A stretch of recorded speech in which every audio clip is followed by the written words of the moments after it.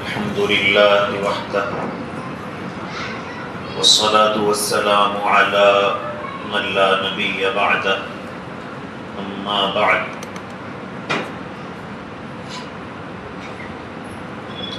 قال الله عز وجل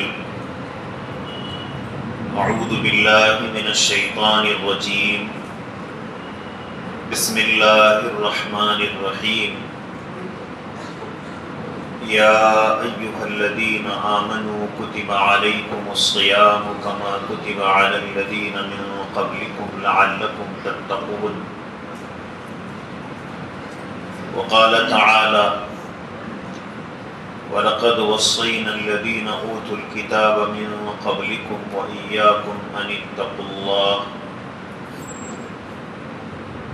وقال الله تعالى في مقام آخر وإياي فاتقون وقال تعالى وفاتقون يا أولي الألباب سبحان ربك رب العزة عما يصفون وسلام على المرسلين والحمد لله رب العالمين اللهم صل على سيدنا محمد وعلى آل سيدنا محمد وبارك وسلم اللهم صل على سيدنا محمد وعلى آل سيدنا محمد وبارك وسلم اللهم صل على سيدنا محمد وعلى آل سيدنا محمد وبارك وسلم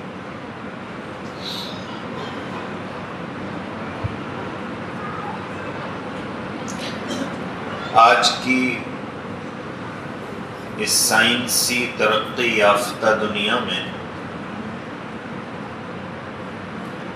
تین باتیں کھلی آنکھوں سے نظر آ سکتی ہیں۔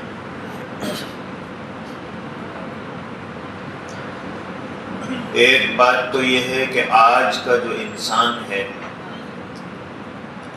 وہ اللہ کی معرفت حاصل کرنے کے بجائے اپنا سارا وقت مادی چیزوں کے حاصل کرنے میں لگایا ہوا ہے۔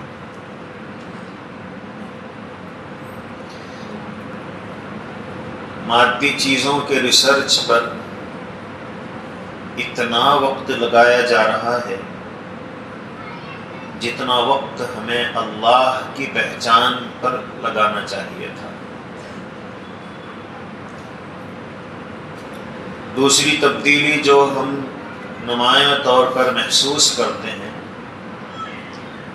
کہ انسان اپنی دنیا کو بسانے میں اس قدر مگن ہے کہ آخرت کو بنانے سے غافل ہو گیا ہے۔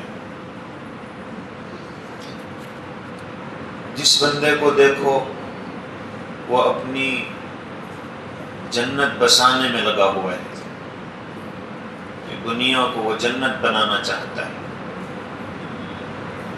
گھر ایسا ہو، گاڑی ایسی ہو، بیوی ایسی ہو، بچے ایسے ہوں، ہر چیز میں آئیڈیل ڈھونڈتا ہے کہ مثالی چیز چاہیے۔ حالانکہ یہ چیزیں تو آخرت میں ملنے والی تھی۔ آج کا انسان دنیا میں ہی اپنی جنت بسانے کی فکر میں لگا ہوا ہے، اور ظاہر ہے کہ دنیا میں انسان کو جنت نہیں مل سکتی ہے۔ جنت تو آخرت میں۔ تیسری تبدیلی جو ہم اپنی آنکھوں سے دیکھ سکتے ہیں کہ اس وقت انسان اپنے باطن سے غافل ہو کر اپنے ظاہر کو سجانے میں لگا ہوا ہے۔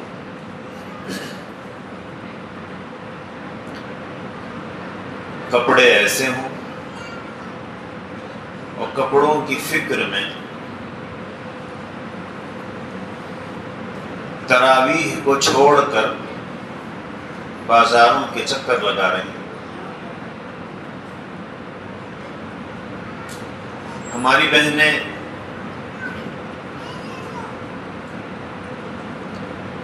وہ دکانوں میں کپڑے لینے کے لیے جاتی ہیں۔ میں یہ نہیں کہتا ہوں کہ خریدی کے لیے نہیں جانا چاہیے، لیکن خریدی کے لیے اتنا وقت خرچ کر دیا جائے کہ افطار کا وقت بھی دکان ہی نہ ہو جائے، اور ہم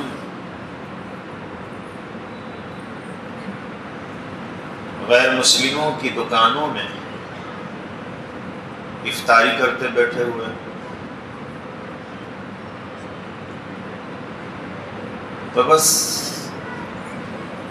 ظاہر کو سجانے میں اتنے لگے ہوئے ہیں کہ باطن کی فکر نہیں۔ جوتے ایسے ہوں، گلاسز ایسے ہوں، اور ظاہر میں میرا چہرہ ایسا ہو۔ الگ الگ کریمز، مختلف فلاورز کے پاؤڈرز آج ہر عورت کی گویا خواہش ہے۔ آن لائن دیکھ رہے ہیں اور نئے نئے پرفیومز منگوائے جا رہے ہیں۔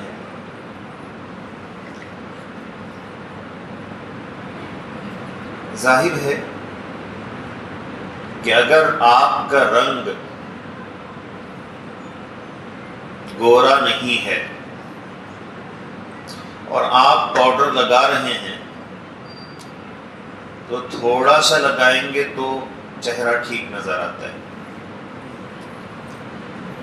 لیکن اگر آپ زیادہ لگا لیں گے تو سب پہچان لیتے ہیں کہ دیوار پر چونا ڈال دیا گیا ہے،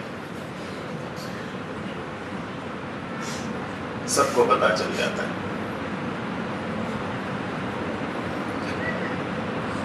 اور دلہنوں کو تو ہماری بچیاں اتنا سجاتی ہیں اور ان کے چہرے پر اتنی لیپا پوتی کی جاتی ہے کہ اچھی خاصی لڑکی وہ بندر بن جاتی ہے۔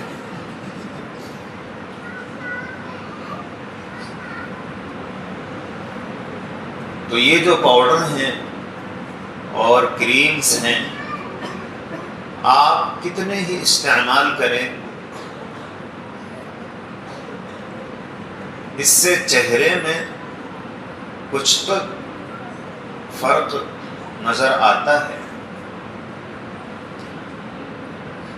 لیکن ہماری ساری کوششوں کا مرکز اور محور بس چہرہ کسی طرح ٹھیک بن جائے، یہ ہوتا ہے۔ تو دنیا میں بھی اس سے زیادہ فائدہ نہیں ہوتا ہے۔ کئی مرتبہ ہماری بہنیں اپنے بچوں کے لیے رشتے تلاش کرتی ہیں اور کسی خوبصورت لڑکی کا انتخاب کرتی ہیں، اور ساس بہت خوش ہوتی ہے،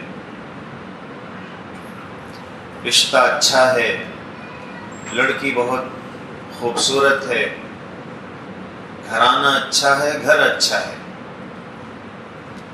قد بھی ٹھیک ہے، رنگ بھی ٹھیک ہے۔ شادی سے پہلے تعریف کے پل مانتی،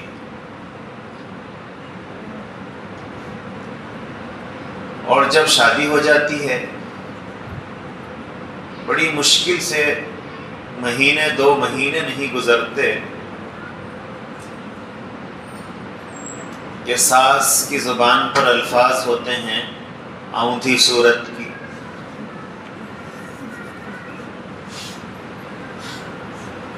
صحیح کھانا بنانے نہیں آتا، سالن دیکھو کیسا پھکا تھوک بنے۔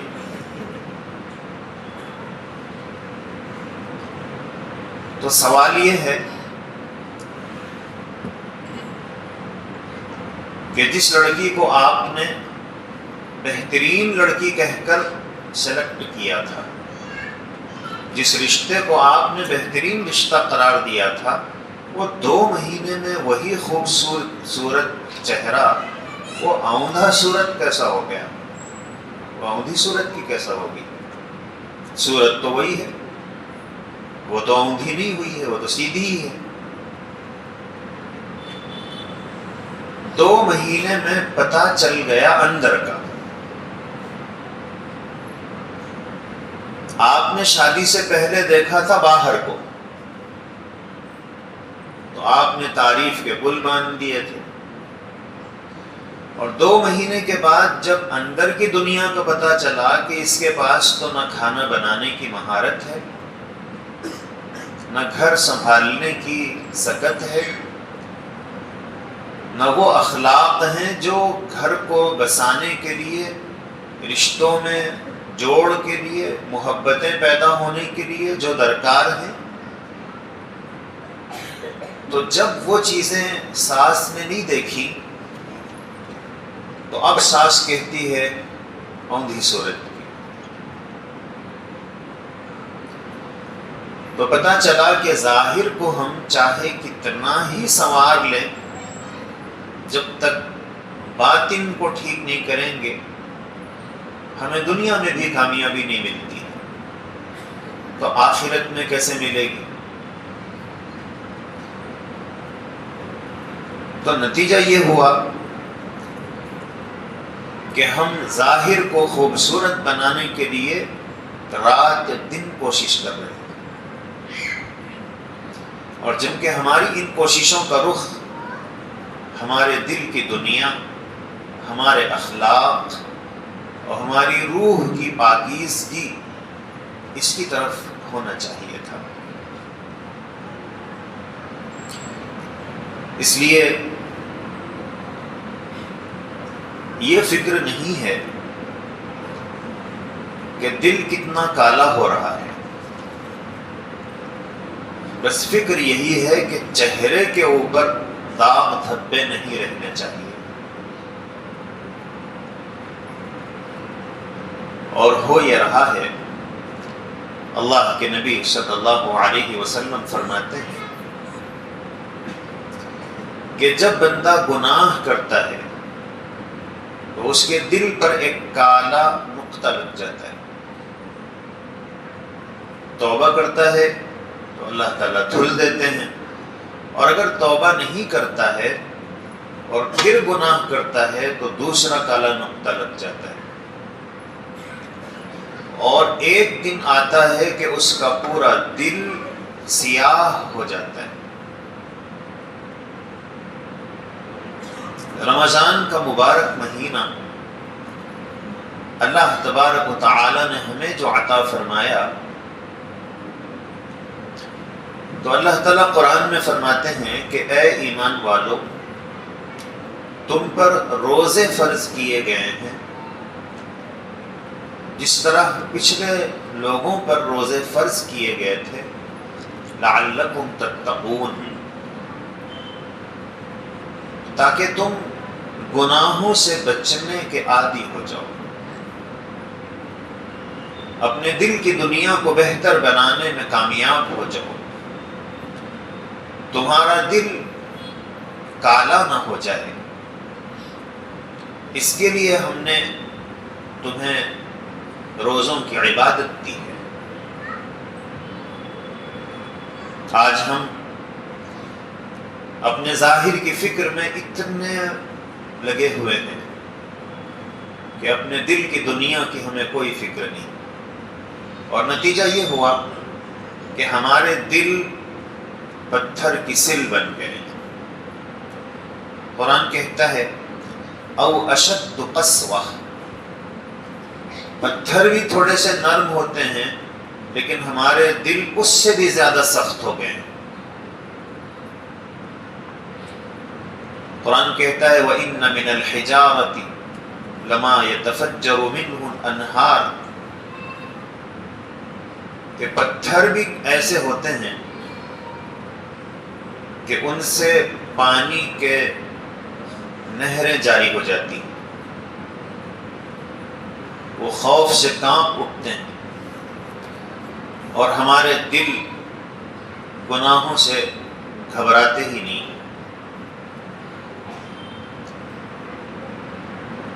ہمارا دل، میرا دل یہ کالا ہے یا منور ہے، اس کی پہچان کیا ہے؟ بزرگوں نے کہا ہے کہ القلب المنور يظهر على الجوارح آثاره وهي الموافقة،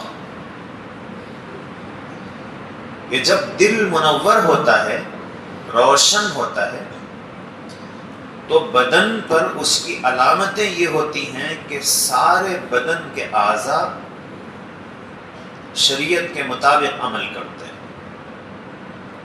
ہاتھ وہی کام کر رہا ہے جو اللہ پسند کرتے ہیں، نگاہیں انہی چیزوں کو دیکھ رہی ہیں جن کو اللہ پسند فرماتے ہیں، زبان وہی بات بول رہی ہے جو اللہ چاہتے ہیں، کہ ہماری زبان سے جھوٹ، غیبت، چغلی، حسد یہ ظاہر نہیں ہوتا ہے۔ والقلب المظلم يظهر على الجوارح آثاره وهي المخالفة، اور میرا دل یہ کالا پڑ چکا ہے، اس کی نشانی یہ ہے کہ اعضاء و جوارح سے، ہاتھ و پیر سے، زبان و آنکھ سے اللہ تعالی کی مخالفت اور اللہ کی نافرمانی کے کام ظاہر ہو رہے ہیں۔ تو اگر میں جھوٹ بول رہا ہوں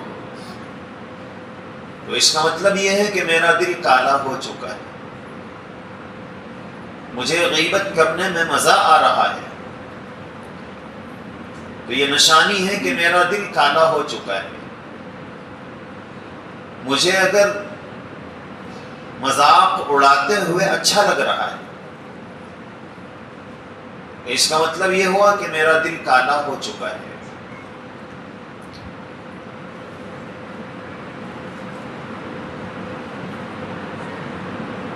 فرماتے ہیں کہ ان اللہ عز وجل لیس بینہ وبین احد سبب الا طاعتہ، کہ بندے اور اللہ کے درمیان جو رشتہ ہے وہ صرف فرما برداری کا ہے، بندگی کا ہے۔ جو اللہ تعالی کی بات سن کر عمل کرتے ہیں وہ تو اللہ تعالی کے مقرب بندے ہیں، اور جو اللہ کی نافرمانی کرتے ہیں وہ کبھی بھی اللہ کے مقرب بندے نہیں بن سکتے۔ حضرت عمر ابن خطاب رضی اللہ عنہ نے حضرت سعد ابن ابی وقاص رضی اللہ عنہ سے فرمایا، اور ہمیں یہ جاننا چاہیے کہ یہ دونوں عشرہ مبشرہ میں سے ہیں۔ حضرت سعد ابن ابی وقاص بھی جن 10 جنتی صحابہ کی ایک ساتھ جن کے نام گنائے، ابو بکر فی الجنہ وعمر فی الجنہ وعثمان فی الجنہ، حضور نے 10 صحابہ کے نام ایک ساتھ گنائے کہ یہ جنتی ہے، یہ جنتی ہے، یہ جنتی ہے۔ اب جن کو اللہ کے نبی دنیا میں جنتی فرما رہے ہیں تو ان کے مقام، ان کے مرتبے، ان کی نیکیوں، ان کے تقوی کا کیا حال ہوگا؟ حضرت عمر ابن خطاب یہ بھی جنتی، اور حضرت سعد ابن ابی وقاص یہ بھی عشرہ مبشرہ میں سے ہیں۔ حضرت عمر فاروق جنتی صحابی حضرت سعد ابن ابی وقاص سے فرماتے ہیں علیک بتقوی اللہ، کہ تم اللہ کے تقوی کو لازم پکڑو، اور پھر فرمایا کہ وَإِنَّ اللَّهَ لَا يَمْحُ السَّيِّئَ بِالسَّيِّئِ، کہ اللہ تعالیٰ گناہ سے گناہ کو نہیں مٹاتے ہیں، وَلَكِنَّهُ يَمْحُ السَّيِّئَ بِالْحَسَنَاتِ، اللہ کا نظام تو یہ ہے کہ گناہ نیکیوں سے مٹتے ہیں۔ اور پھر فرمایا کہ وَلَا يَغُرَّنَّكَ أَنَّكَ يُقَالُ صَاحِبَ رَسُولِ اللَّهِ وَخَالُ رَسُولِ اللَّهِ، کہ سعد، حضرت سعد ابن ابی وقاص کو اللہ تعالیٰ نے یہ عزت عطا فرمائی تھی کہ حضرت سعد ابن ابی وقاص یہ حضور کے ننیال کے خاندان کے، بنو زہرہ جس قبیلے کی حضرت آمنہ تھی نبی کی والدہ، حضرت سعد ابن ابی وقاص اسی قبیلے کے، تو اب ظاہر ہے کہ نبی کا ننیال، تو حضرت سعد ابن ابی وقاص یہ حضور کے رشتے میں ماموں ہوتے تھے۔ تو حضرت عمر فاروق نے فرمایا کہ آپ کو یہ بات دھوکے میں نہ ڈالے، کہ کہیں آپ کو اس سے دھوکہ نہ ہو جائے کہ انک یقال صاحب رسول اللہ، کہ آپ کو اللہ کے رسول صلی اللہ علیہ وسلم کا صحابی کہا جاتا ہے، وخال رسول اللہ، اور رسول اللہ صلی اللہ علیہ وسلم کے ماموں آپ کہلاتے ہیں، تو اس کی وجہ سے آپ دھوکے میں نہ پڑیں، آپ ہمیشہ برائیوں کو اچھائیوں اور نیکیوں سے دھکیلیں۔ تو میرے بھائیوں اور بہنوں، جب حضرت سعد بن ابی وقاص اس مقام و مرتبے کے باوجود جب تک تقوی ان کی زندگی میں نہ ہو، تو حضرت عمر فاروق کہہ رہے ہیں کہ اس سے کچھ فائدہ نہیں ہوگا کہ تم کیا ہو، تو پھر ہم کس کھیت کی گاجر مولی ہیں۔ اس لیے ہمیں اپنے دل کی سیاہی کو دل کی روشنی سے بدلنے کی فکر اور کوشش کرنا چاہیے، اور جو ظاہر میں دیکھنے میں ٹھیک نہیں ہے لیکن انہوں نے اپنے دل کی دنیا کو روشن کر لیا، ان کے نام اعمال نیکیوں سے پر ہیں، ان کے صبح و شام اللہ کی فرما برداری میں لگے ہوئے ہیں، تو اپنے جسم کے کالی رنگت کے باوجود ان کے مقام اور مرتبے کا حال یہ ہے۔ حضرت سیدنا بلال رضی اللہ عنہ ایک غلام تھے، رنگ کالا تھا اور حبشہ کے رہنے والے تھے۔ حبشہ کے رہنے والوں کے ہونٹ موٹے موٹے ہوتے ہیں،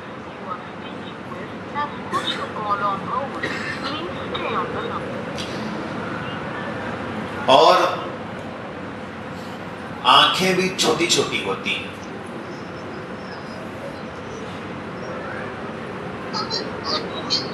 شکل بالکل انوکھی ہوتی ہے، لیکن جب انہوں نے نیکی اور تقوی کی زندگی کو اختیار کیا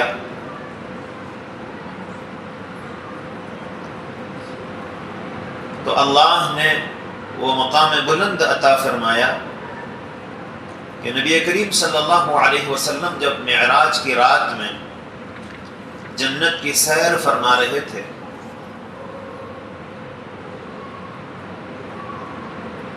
تو اللہ کے نبی صلی اللہ علیہ وسلم نے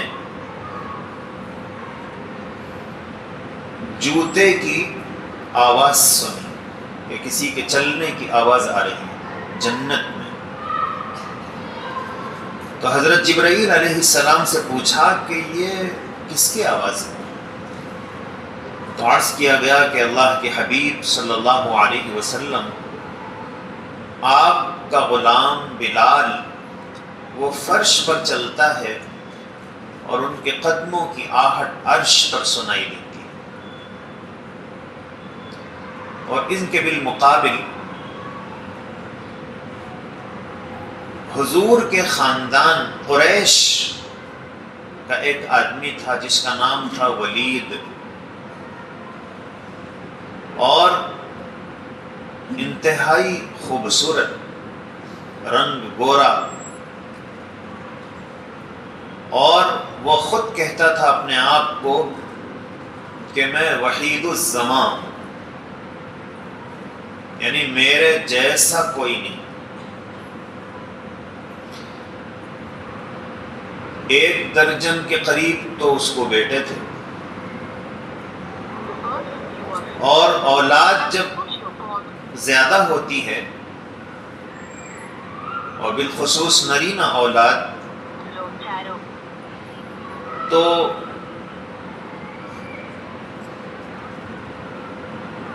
عرب میں اس کو بڑے فخر کی چیز سمجھا جاتا تھا،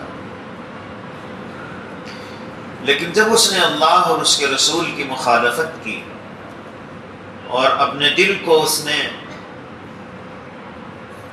سنوارنے کی فکر نہیں کی، تو پھر اللہ نے فرمایا کہ ذرنی ومن خلقت وحیدا۔ جب بہت زیادہ غصے میں ہوں تو پھر اس وقت ہم جب کسی کو دیکھ لینا چاہتے ہیں تو ہم دوسروں سے کہتے ہیں کہ آپ لوگ بیچ میں مت آؤ، اس کو مجھے چھوڑ دو، میں دیکھ لیتا ہوں۔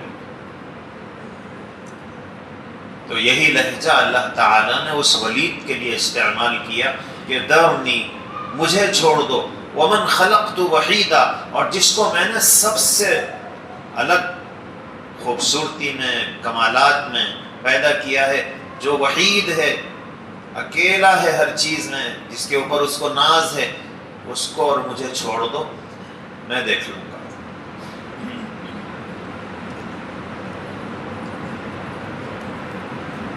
یہ جو اللہ تعالیٰ روزوں کے ذریعے ہمارے اندر تقویٰ پیدا کرنا چاہتے ہیں،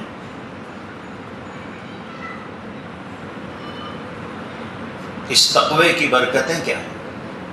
اگر ہم گناہ سے بچنے کی فکر شروع کر دیں اور یہ تہیہ اور ارادہ کر لیں کہ مجھے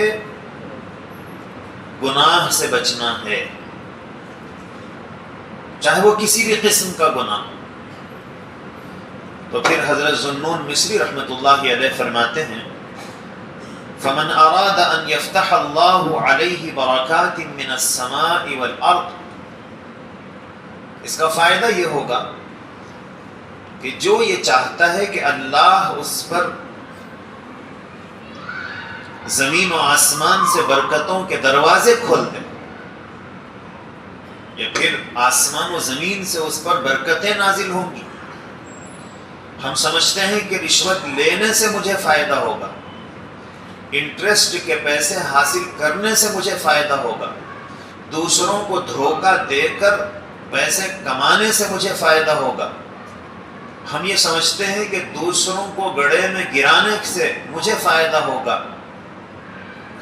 اگر ہم یہ سمجھتے ہیں کہ حرام طریقے پر مال حاصل کرنے سے میری زندگی بہتر بن جائے گی۔ ہم لوگ نمازیں پڑھتے ہیں اور رمضان کا مبارک مہینہ چل رہا ہے، ہم میں سے بہت سارے لوگ روزہ بھی رکھے ہوئے ہیں۔ وہ لوگ جن کی زندگیاں نافرمانیوں میں گزر رہی ہیں، وہ تو ہیں ہی نافرمانی کے حالات میں، لیکن جو لوگ اپنے آپ کو نیکی کے راستے پر سمجھتے ہیں کہ میں نیکی کے راستے پر چل رہا ہوں، نمازیں ان کی زندگی میں ہیں، روزے ان کی زندگی کا حصہ ہیں، اور اخلاق اچھے ہیں، صدقہ و خیرات وہ کرتے ہیں، دوسروں کے ساتھ بھلی بات کرتے ہیں، جھوٹ نہیں بولتے ہیں۔ ان تمام خوبیوں اور نیکیوں کے باوجود تقوی میں یعنی اللہ کے قریب ہونے میں وہ 100% کامیاب نہیں ہو پاتے ہیں۔ پاس ہونے کے لیے مثال کے طور پر 35 نمبر 100 میں اگر 35 نمبر آئیں تو ہم امتحان میں پاس ہو جاتے ہیں، اگر یہ اصول اور ضابطہ رہے۔ اور ایک بچہ ہے جس نے پرچہ بالکل نہیں لکھا، وہ اس کو آیا 0، اور دوسرے نے کچھ محنت کی اور 34 نمبر اس کے آگے، بس 1 نمبر نہیں آ سکا، تو جو 100% نافرمان ہے وہ بھی نافرمان ہے، جس نے 100% اپنا پرچہ نہیں لکھا وہ بھی فیل ہے، اور جس نے پرچہ لکھا لیکن 34 نمبر کا لکھا، 1 نمبر سے وہ فیل ہو گیا۔ تو اب بتائیے کہ فیل ہونے میں دونوں برابر ہیں، یا وہ فیل تھوڑا زیادہ ہوا اور یہ تھوڑا کم فیل ہوا؟ فیل ہونے میں تو دونوں برابر ہیں۔ تو ایسے ہی میرے بھائیوں اور میری بہنوں، جو لوگ نیکی کے راستے پر چل رہے ہیں وہ بھی 34 نمبر تک کے پرچے کو حل کر رہے ہیں، اور 1 نمبر میں ناکام ہو جاتے ہیں، اور پھر فیل ہونے میں وہ نافرمانوں کے برابر ہو جاتے ہیں۔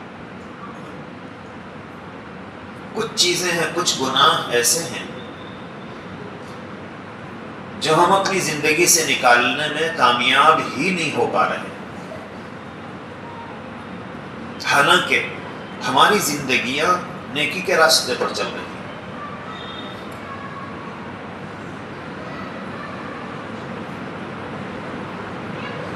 ان میں سے ایک، اور رمضان کا یہ مہینہ اللہ نے اس لیے دیا تاکہ ہم گناہوں سے اپنے کو بچانے کی عادت ڈالنے میں کامیاب ہو سکیں، تقویٰ ہمارے اندر پیدا ہو۔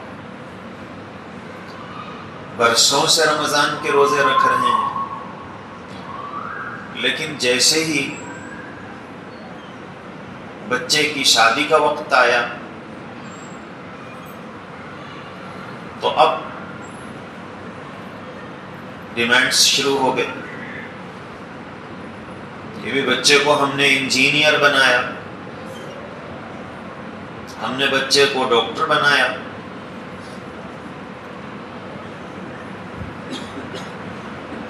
ہمارے پاس تو جو بکرا ہے اس کو ہم نے کاجو کھلایا ہے، اس لیے اس کا ریٹ زیادہ ہے۔ تو ہم اپنے بچوں کو بیچنے میں لگ جاتے ہیں، اور ہم اس کو گناہ سمجھ ہی نہیں رہے، نہ مائیں سمجھ رہی ہیں، نہ باپ سمجھ رہے ہیں، نہ بچے سمجھ رہے ہیں۔ اور عجیب بات، خاص طور پر میں جو بڑے لوگ ہیں، مائیں ہیں، باپ ہیں، ان سے یہ کہتا ہوں کہ یہ کہاں کی عقل مندی ہے کہ آپ دوسروں کی دنیا بنانے کے لیے اپنی آخرت تباہ کریں۔ میرا سوال ہے ان ماؤں سے جو اپنے بچوں کے لیے جہیز کا، گھوڑے جوڑے کا، کپڑوں کی رقومات کا مطالبہ کرتی ہیں کہ اتنا چاہیے، اتنا چاہیے، سونا کتنا دیں گے، پیسے کتنے دیں گے، تو ان سے سوال یہ ہے کہ یہ جتنے پیسے ملتے ہیں اور جو بھی سونا چاندی زیور ہے، اس سے آپ کو تو 1% بھی فائدہ نہیں ہوتا ہے۔ وہ پیسے تو بچہ اپنے ولیمے پر خرچ کرے گا، وہ اپنے کپڑوں پر خرچ کرے گا، وہ اپنی خوشیوں پر خرچ کرے گا۔ ہاں، مطالبہ آپ نے کیا تھا جہنم میں آپ بھی جائیں گے، تو یہ تو بہت بڑی بے وقوفی ہے کہ ہم اپنے بچوں کی دنیا کو بنانے کے لیے اپنی آخرت کو تباہ کر دیں۔ تو یہ گناہ ہے کہ ہم اس سے رک ہی نہیں پا رہے ہیں۔ ایسے ہی ایک اور گناہ ہے کہ برسوں سے ہم نمازیں پڑھ رہے ہیں، روزے رکھ رہے ہیں، جب کسی کا انتقال ہو تو شریعت کا حکم یہ ہے کہ انتقال کے فوراً بعد کیا کرنا چاہیے؟ تو شریعت کہتی ہے کہ تجہیز و تکفین کا انتظام کیا جائے، کہ اس کے نہلانے، کفن پہنانے اور دفنانے کا انتظام کیا جائے اس کے پیسوں سے۔ ہاں، اگر کوئی اپنی طرف سے کفن کے لیے پیسے دے رہے ہیں تو یہ الگ چیز ہے، لیکن اصولی طور پر کوئی دینے والے نہیں ہیں تو اس انتقال شدہ آدمی کا جو مال ہے اس میں سے سب سے پہلے اس کے کفن دفن کا انتظام کیا جائے گا۔ اس کے بعد دوسرا حق، اگر اس نے کسی سے قرض لیا ہے تو اس کے مال میں سے وہ قرض ادا کیا جائے گا۔ اس کے بعد یہ دیکھا جائے گا کہ اس نے کوئی وصیت تو نہیں کی ہے۔ اگر اس نے وصیت کی ہے تو پھر اب جو بچا ہوا مال ہے اس میں سے 1/3 یعنی 1/3 وہ جن کو وصیت کی گئی ہے ان کو دے دیا جائے گا۔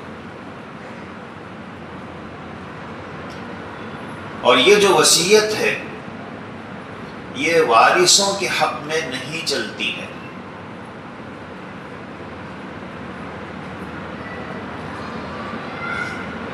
جو وارث ہیں، جن کو پہلے سے حصہ اللہ نے طے کر دیا ہے، ان کے لیے وصیت نہیں چلتی۔ مثال کے طور پر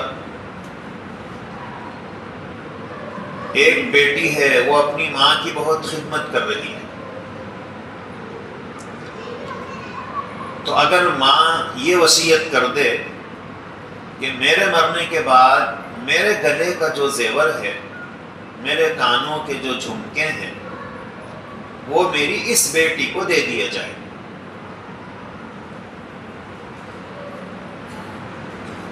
تو کیا ماں کے مرنے کے بعد یہ زیور اس بیٹی کو دیا جائے گا؟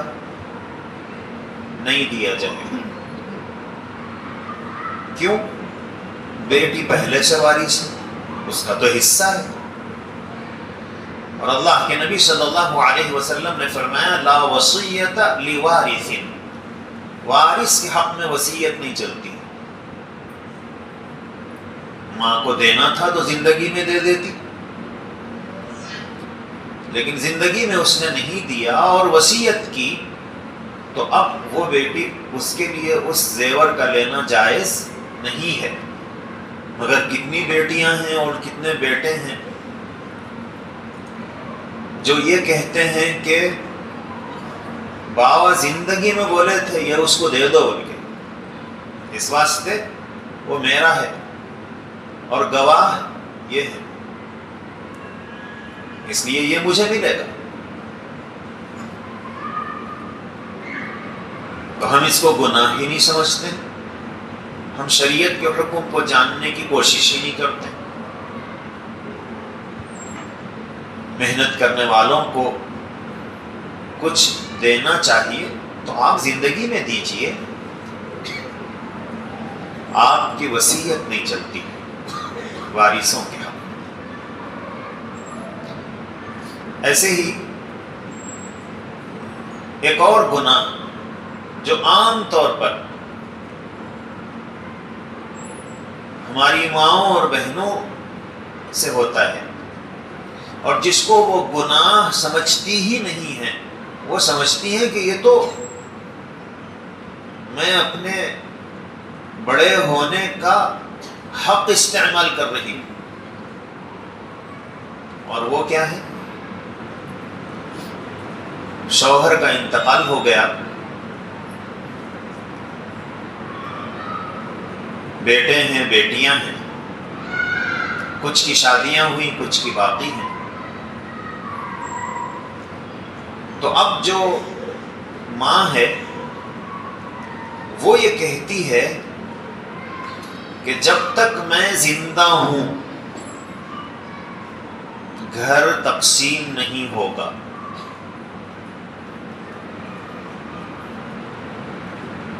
ملگیوں کا کرایہ وہ میرے پاس آئے گا، میں خرچ کروں گی اسے۔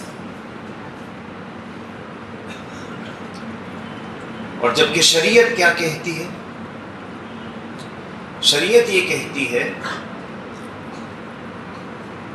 کہ اب اس کے بعد جو بچا ہوا مال ہے، کہ ہم نے پہلے قرض ادا کیا، اس کے بعد اگر اس نے کوئی وصیت کی تھی ایسے انسان کے لیے جو وارث نہیں ہے، جیسے کسی نے اپنے یتیم پوترے کے لیے وصیت کی، اپنے یتیم نواسے کے لیے وصیت کی، اپنے یتیم پوتریوں کے لیے وصیت کی، تو چونکہ پوترے اور پوتریاں یہ وارث نہیں ہیں مال کے، بیٹوں اور بیٹیوں کی موجودگی میں بیٹے اور بیٹیاں نہیں ہوں گی تو پھر پوتریوں اور پوتروں کا نمبر آئے گا، لیکن چونکہ کچھ بیٹے اور بیٹیاں زندہ ہیں اور ایک بیٹا ہے جو مرحوم ہے، اس کے یتیم بچے ہیں، تو ان چچاؤں اور تائے ان کی موجودگی میں ان یتیم پوتروں اور پوتریوں کو وراثت نہیں ملتی، ہاں ان کے حق میں وصیت چلتی ہے۔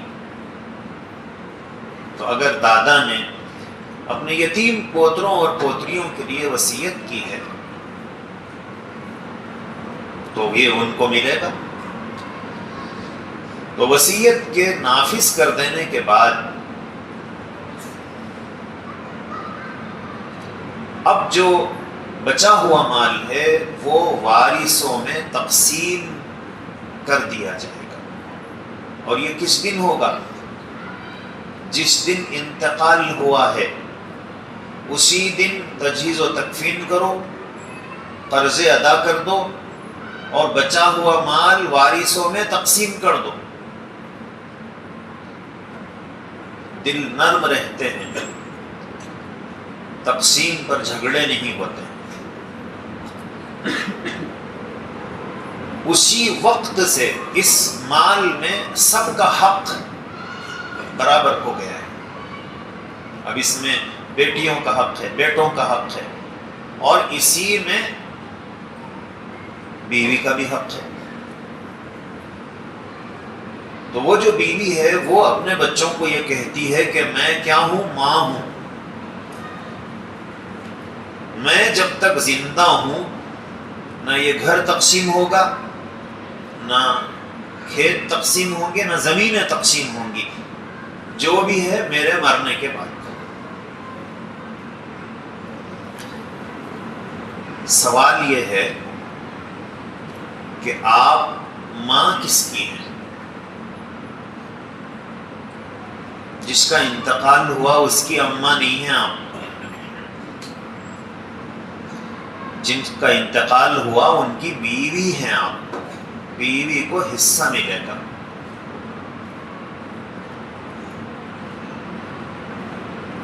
اور یہ جو ہم نے فیصلہ کر دیا کہ جب تک میں زندہ ہوں تقسیم نہیں ہوگی، کرایہ میرے پاس آئے گا، کھیت کی فصل اس کی آمدنی میرے پاس رہے گی، اور میں جس کو جو دوں گی وہ لیں گے۔ یہ اختیار آپ کو کس نے دیا ہے؟ ہم اس کو گناہ سمجھتے ہی نہیں ہیں، ہماری تو خاندانوں میں یہ روٹین ہے۔ ہم نے تو کبھی اس سلسلے میں شریعت کی تعلیم کو جاننے کی کوشش ہی نہیں کی ہے، اور ہم خوش ہیں کہ میں روزے دار بھی ہوں اور نمازی بھی ہوں۔ 34 نمبر تو ہیں ہمارے پاس، 1 نمبر سے فیل ہونے والے۔ اب سوال پھر ایک پیدا ہوتا ہے کہ اگر تقسیم کر دیے تو پھر میں کہاں رہوں؟ یہ آپ کو تو حصہ ملے گا، اور یہ کس نے کہا ہے کہ آپ بے سہارا ہیں؟ اولاد پر ذمہ داری ہے اپنی ماں کی پرورش کی، مگر ہو یہ رہا ہے کہ اولاد اپنی ماں کو جیسا پوچھنا چاہیے نہیں پوچھ رہی ہے،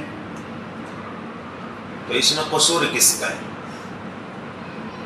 اس میں قصور تو اسی ماں کا ہے کہ اس نے اپنی اولاد کو مال کمانے کی مشین بنانے کی تو کوشش کی، اس کو بااخلاق بنانے کی کبھی اس نے کوشش نہیں کی۔ بچپن سے بہترین ڈریس پہنانے کی تو انہوں نے کوشش کی، اخلاق کا جامہ پہنانے کی کبھی انہوں نے کوشش نہیں کی۔ بچوں کی زندگی میں دین آ جائے اس کی کوئی فکر نہیں کی۔ ہاں، بچہ انجینئر بن جائے، ڈاکٹر بن جائے، پیسے کمانے کی مشین بن جائے تو وہ تو مشین بن گیا، اور مشین کو دل تھوڑی رہتا ہے، مشین کے پاس دل نہیں رہتا۔ تو ہم نے تو اس کے دل کو بہتر بنانے کی کوشش ہی نہیں کی، تو آج اولاد آنکھیں دکھا رہی ہے۔ تو اگر ہم نے اپنے اولاد کو دیندار اور بااخلاق بنانے کی کوشش کی تو پھر آپ کو کیا فکر ہے کہ یہ گھر تقسیم ہوتا ہے یا رہتا ہے؟ اولاد تو اپنی ماں کو کے قدموں کے نیچے جنت سمجھ رہی ہوگی، وہ تو ماں کو خوش رکھ کر اپنے اللہ کو راضی کرنے کی کوشش کریں گے۔ کیوں؟ ہم نے ان کے اندر تقوی پیدا کر دیا ہے، اللہ کا ڈر پیدا کر دیا ہے، تو وہ ڈریں گے۔ آپ نہیں دیکھتے ہیں کہ کتنے بچوں میں بعض بچے ایسے رہتے ہیں کہ وہ اپنے ماں باپ سے اتنا ڈرتے ہیں کہ وہ اپنے والدین کو راضی رکھنے کے لیے اپنی ہر خواہش کو قربان کرنے کے لیے تیار رہتے ہیں۔ یہ ان کے دل میں اللہ کا جو ڈر ہے اس کا نتیجہ ہے۔ اللہ تعالیٰ فرماتے ہیں کہ اگر ہم گناہوں سے بچنے کی کوشش کریں گے، روزوں کا جو اصل فائدہ ہے کہ میری زندگی میں تقویٰ آ جائے، ہر قسم کے گناہوں سے میں بچ جاؤں، یہ اگر ہمارے اندر آ جائے گا تو اس کا فائدہ کیا ہوگا؟ اللہ فرماتے ہیں وَلَوْ أَنَّ أَهْلَ الْقُرَىٰ آمَنُوا وَاتَّقَوْا، کہ اگر یہ بستی والے ایمان لاتے اور تقویٰ اختیار کرتے تو پھر ایک بزرگ فرماتے ہیں اس کے معنی یہ ہیں کہ اگر وہ میرے وعدوں کو سچا کر دیتے اور میری مخالفت سے بچ جاتے تو میں ان کے دلوں کو اپنے مشاہدے کے نور سے منور فرما دیتا۔ تو جو انسان اللہ کی مخالفت چھوڑ دیتا ہے اللہ اس کو اپنا مشاہدہ نصیب فرماتے ہیں، اور اللہ اس سے اتنے خوش ہوتے ہیں کہ اس کے آنے والی نسلوں کا بھی اللہ تعالیٰ لحاظ فرماتے ہیں۔ تو اب ظاہر ہے کہ جب آنے والی نسلوں کی بھی اللہ تعالیٰ حفاظت کا انتظام فرما رہے ہیں۔ آپ پڑھتے ہیں سورۃ الکہف میں کہ حضرت موسیٰ اور حضرت خضر علیہ السلام یہ سفر کرتے ہوئے ایک بستی میں پہنچے اور وہاں جا کر انہوں نے ان بستی والوں سے کہا کہ ہمیں بھوک لگ رہی ہے، کچھ کھانے کا انتظام کرو، تو انہوں نے انکار کر دیا۔ اب وہ وہاں سے آگے بڑھے اور حضرت خضر علیہ السلام نے دیکھا کہ ایک دیوار ہے جو گرنے کے قریب ہے، تو حضرت خضر نے اس دیوار کو ہاتھ لگایا اور ٹھیک کر دیا۔ تو حضرت موسیٰ علیہ السلام نے فرمایا کہ انہوں نے کھانا نہیں کھلایا اور آپ نے ان کی دیوار ٹھیک کر دی، اگر آپ یہ کرتے کہ بھی میں دیوار ٹھیک کر دوں گا، اس کے بدلے میں مجھے اتنے پیسے دو، تو پیسے مل جاتے اور ہمارے کھانے کا انتظام ہو جاتا۔ تو حضرت خضر نے کہا کہ میں نے یہ ان کے فائدے کے لیے نہیں کیا ہے، یہ جو دیوار میں نے سیدھی کی ہے اس میں ان گاؤں والوں کا فائدہ نہیں ہے۔ ہاں، کس کا فائدہ ہے؟ حضرت خضر نے فرمایا کہ وَكَانَ تَحْتَهُ كَنْزٌ لَهُمَا، کہ اس دیوار کے نیچے 2 یتیم بچوں کا خزانہ چھپا ہوا ہے، نیچے خزانہ ہے، اور وَكَانَ أَبُوهُمَا صَالِحًا، ان کے جو والد تھے وہ نیک آدمی تھے۔ یہ بچے نیک ہیں یہ نہیں کہہ رہے ہیں، ان کے والد نیک تھے۔ اور مفسرین نے لکھا ہے کہ یہاں جو ابو کا لفظ استعمال کیا گیا ہے تو ان بچوں کے جو والد تھے وہ بہت زیادہ نیک نہیں تھے، 7ویں پشت میں ان کے جو 7ویں دادا تھے وہ بہت نیک انسان تھے، تو ان کی نیکی کا اثر 7ویں پشت کے پوتروں کو بھی اس سے فائدہ اللہ تعالیٰ پہنچا رہے ہیں کہ اللہ ان کے خزانے کی حفاظت کا انتظام فرما رہے ہیں۔ تو جب ہم تقوی کی زندگی اختیار کریں تو ظاہر ہے کہ اللہ اولاد اور نسلوں کو فائدہ پہنچاتے ہیں، تو کیا ہمیں فائدہ نہیں پہنچائیں گے؟ اس لیے قرآن کہتا ہے کہ اگر ہم تقوی کی زندگی اختیار کریں گے تو اللہ انہیں آسمانوں سے ان کے اوپر رزق کے دروازے کھول دیں گے۔ تو اس لیے ہم جو سمجھتے ہیں کہ شادی میں پیسے نہیں لیے تو شادی کہاں سے ہوتی، خواہشات کہاں سے پورے ہوتے، بچے کے پاس گاڑی نہیں ہے کہاں سے گاڑی آتی، اور اگر میں تقسیم کر دوں گی تو مجھے کہاں سے کھانے کے لیے ملے گا، تو یہ ہماری غلط فہمی ہے۔ اللہ فرماتے ہیں کہ تم میرے حکموں پر عمل کر کے دیکھو تو میں تمہارے اوپر آسمان و زمین سے رزق کی برکتوں کے دروازے کھول دوں گا۔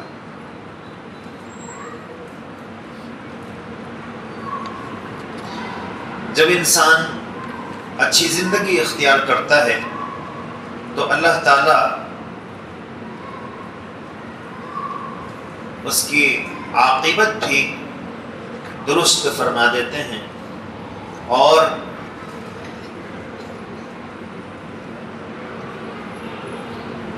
موت بھی اس کی بہترین حالت میں پیش آتی ہے۔ چنانچہ کتابوں میں لکھا ہوا ہے کہ ایک بہت بڑے بزنس مین تھے،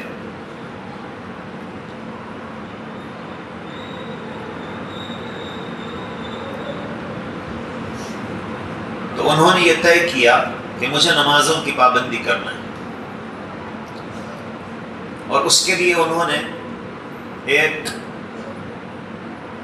عالم صاحب کو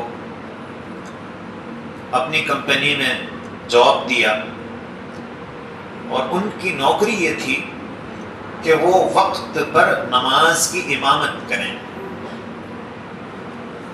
اور ان کی نماز نہ چھوٹے۔ اب جب اس بندے نے اللہ کے حکم پر عمل کرنے کی اتنی فکر کی تو پھر ایک مرتبہ عصر کی نماز پڑھنی تھی، یہ وضو کر کے آئے اور صف میں کھڑے ہو گئے اور کہنے لگے کہ اقامت کہوں؟ تو عالم صاحب نے کہا کہ کہیے۔ انہوں نے اقامت شروع کی، اور جب اشہد ان محمد رسول اللہ پر پہنچے بس گرے اور وہیں ان کا انتقال ہو گیا۔ تو جب آدمی اللہ کے حکموں پر عمل کرنے کی اس حد تک کوشش کرتا ہے تو اللہ اس کی موت بھی بہتر بنا دیتے ہیں۔ یہ جو ہم گناہ کرتے ہیں، ہم نے کچھ گناہوں کو گناہ سمجھا، ہم جھوٹ کو گناہ سمجھتے ہیں، جھوٹ نہیں بولنا، میرے کو جھوٹ بولے تو بہت غصہ آتا،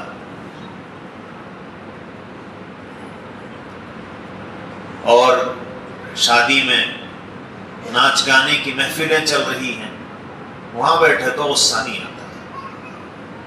کیوں؟ ہم اس کو گناہ ہی نہیں سمجھ رہے۔ اور کسی کا دل دکھائے تو مجھے اچھا نہیں دکھتا، یہ تو ہم سمجھ رہے ہیں۔ اور بچی کے ماں باپ کا دل دکھا رہے ہیں، ہم اس کو گناہ نہیں سمجھ رہے۔ تو ہم نے تو گناہوں کی کچھ ایک الگ سے لسٹ بنا لی ہے کہ بس یہی گناہ ہے۔ اور جب آدمی گناہ کرتا ہے، چاہے وہ کسی بھی قسم کے ہو، تو اس کا نتیجہ یہ ہوتا ہے کہ اللہ اس کو دنیا آخرت میں ذلیل فرما دیتے ہیں۔ اس کے چہرے پر دل جو کالا ہوتا ہے تو چہرے پر بھی اس کی ذل اثرات نحوست چہرے پر بھی جھلکتی ہے، اور جب آدمی کا دل روشن ہو جاتا ہے تو اس کے چہرے پر بھی اس کی نورانیت جھلکتی ہے۔ اس لیے بعض لوگوں کو ہم دیکھتے ہیں، وہ چہرے کو دیکھے تو ایسا منحوس چہرہ نظر آتا، حالانکہ کتنے ہی لوگ ایسے ہوتے ہیں جو رنگ کے اعتبار سے تو ٹھیک نہیں ہے، مگر ان کے چہرے پر ایک کشش، ایک جاذبیت ہے۔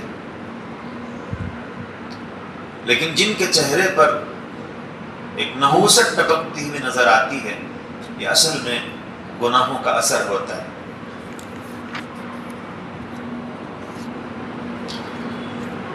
گناہوں کی جو تاثیرات ہیں اس میں سے 3 بالکل پکی ہیں کہ اگر ہم سے گناہ ہو رہے ہیں تو پھر یہ تو ہم دیکھیں گے اپنی زندگی میں، ایک قلت الرزق، اللہ رزق کو تنگ کر دیتے ہیں۔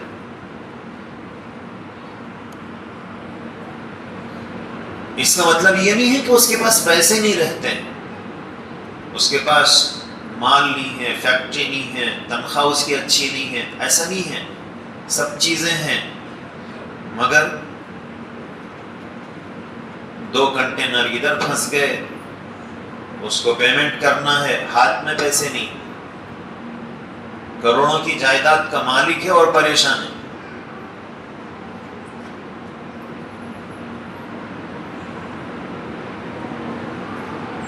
تو اللہ تعالیٰ ایک تو اس کے ہاتھ کو ٹائٹ کر دیتے ہیں،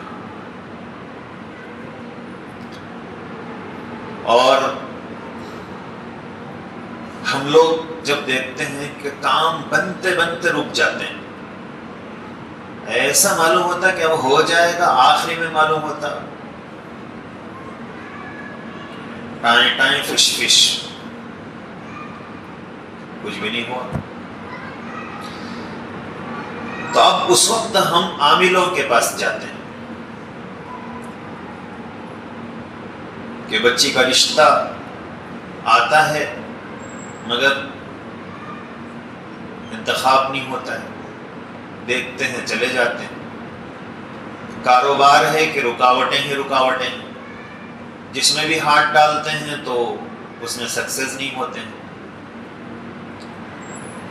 تو ہم عاملوں کے پاس جاتے ہیں اور کہتے ہیں کہ ہم اس طرح پریشان ہیں، تو وہ کہتے ہیں کہ ان کے رشتے پہ لوگوں نے اس کو باندھ دیا ہے، رکاوٹیں کھڑی کر دی، اور آپ کے گھر پہ بندش کر دی گئی، آپ کے کاروبار پر کسی نے بندش کر دی۔ تو اب یہ جو عامل ہیں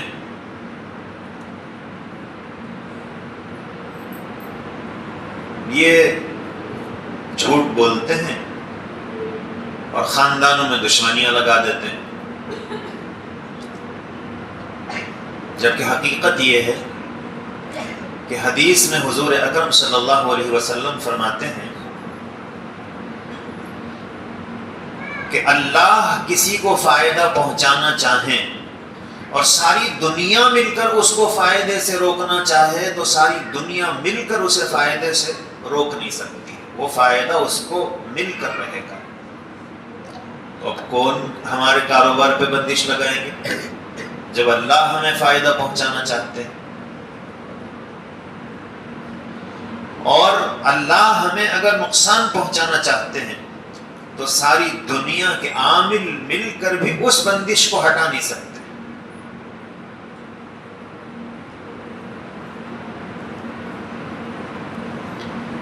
تو یہ جو گناہ ہیں یہ دنیا میں ہمارے جینے کو عذاب بنا دیتے ہیں۔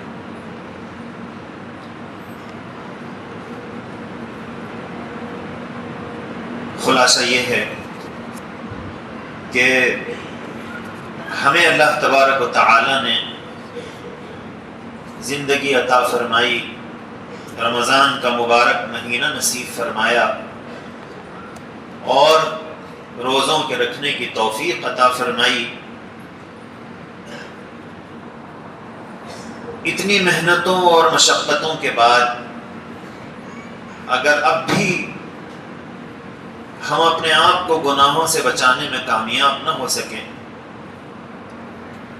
اور اللہ تعالیٰ کی خوشنودی اور اللہ کی رحمتوں کو اور آخرت میں نجات کو پانے میں کامیاب نہ ہو سکیں، ہمارے یہ مہینے بھر کے روزے ہمیں زندگی کے گناہوں سے بچا نہ پائیں، تو پھر روزے تو ہم نے رکھے لیکن یہ 34 نمبر ہمیں کبھی کامیاب کرنے والے نہیں ہیں۔ اس لیے ہم سب کو چاہیے کہ جب اللہ نے موقع عطا فرمایا ہے تو پھر ہم زیادہ سے زیادہ اللہ تعالیٰ کی نافرمانی سے بچنے کا ارادہ کریں۔ اللہ مجھے آپ کو توفیق نصیب فرمائیں۔ وآخر دعوانا ان الحمد للہ رب العالمین۔